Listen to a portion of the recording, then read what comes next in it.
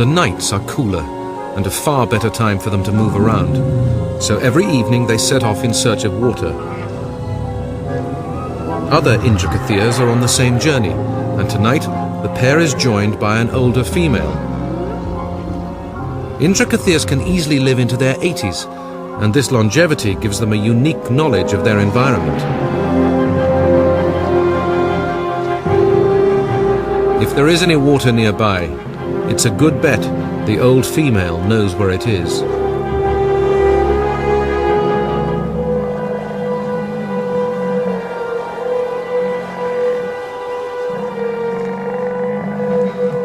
At last they find the muddy remnant of a lake, and just in time, because the calf is close to collapse. He will have to wait a while for his milk, but at least he can now quench his thirst.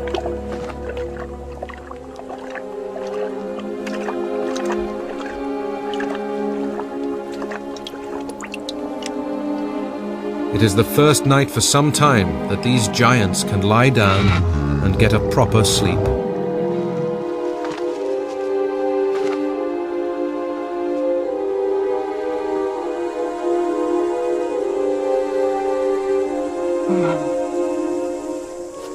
The next morning, the mother receives an early call.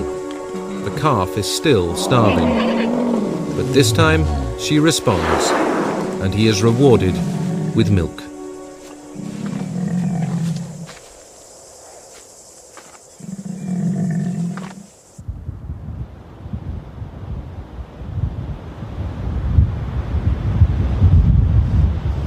When the rains eventually come, they come down hard.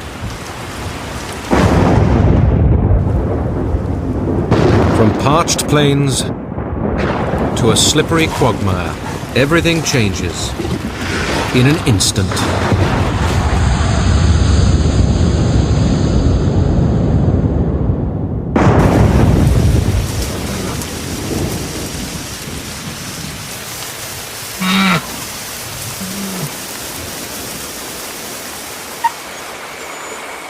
But the sudden downpours bring disaster for some. This bear dog's den has been undermined by the floodwaters and collapsed. An anxious mother is forced to dig to find her cubs.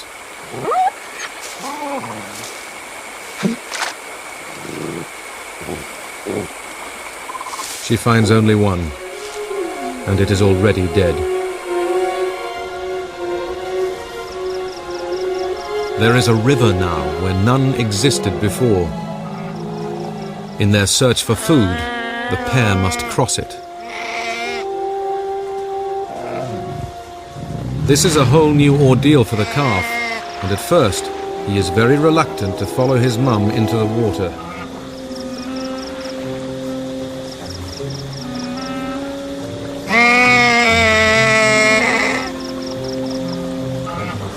In the end, though, it is obvious that he is more frightened of being left behind than he is of crossing the river.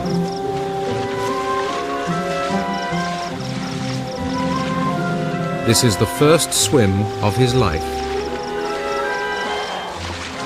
Unfortunately, it turns out to be the easy bit.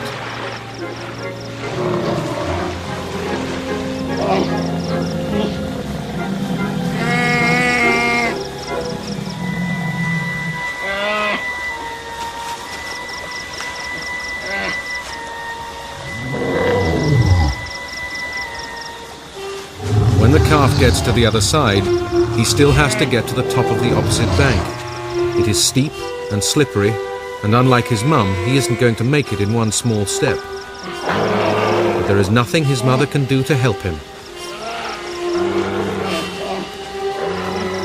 He is on his own, and he doesn't like it.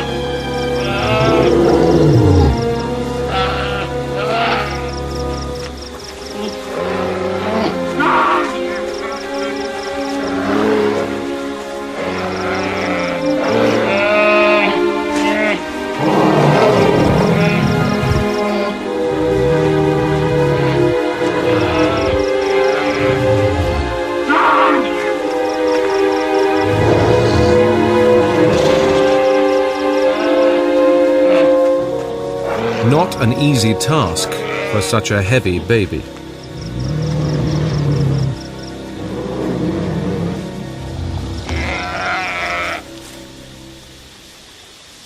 The drought might have been a tough time, but in many ways the coming of the rains marks the end of the good life for the calf. It is time for him to feed himself. Indricotherium calves are weaned off milk at about a year old, but having known little else but milk for his whole life, he needs quite a lot of persuading to give it up. Try as he might to get some of his favourite tipple, Mum is having none of it. He will have to eat his greens or go without.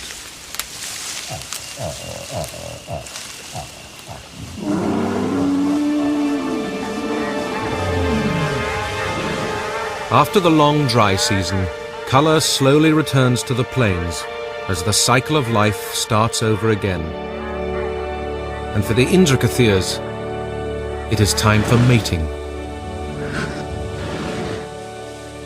A young male has caught the scent of a receptive female. It is the calf's mother, who is fertile again, now she has stopped suckling her calf. The calf plainly has no idea what to make of this approaching colossus, and at this point his mother shows no interest either. Then a second, older male appears on the scene. He emphasizes his status by spraying the ground liberally with urine.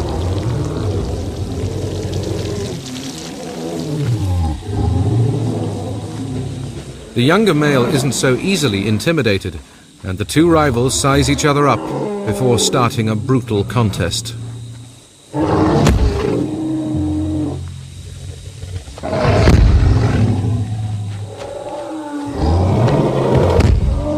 When 30 tons worth of Indricotherium fight, the forces involved are bone-shattering. The skulls of males are specially built to withstand these contests.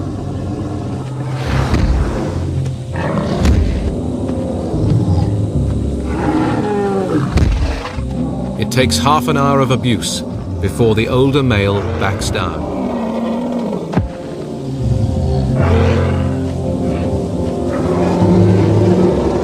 But with the fight over, the calf is now at serious risk. The biggest threat to a young Indricotherium is an adult male. During mating, calves can get trampled to death.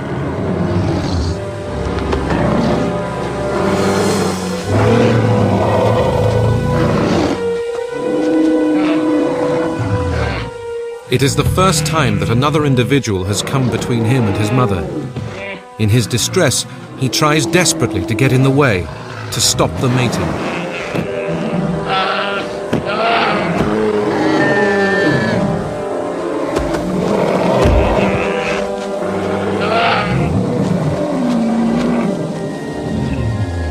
Over the next 36 hours, the male will mate with the calf's mother several more times, preventing any other males from doing so. Our calf is in for a tough time.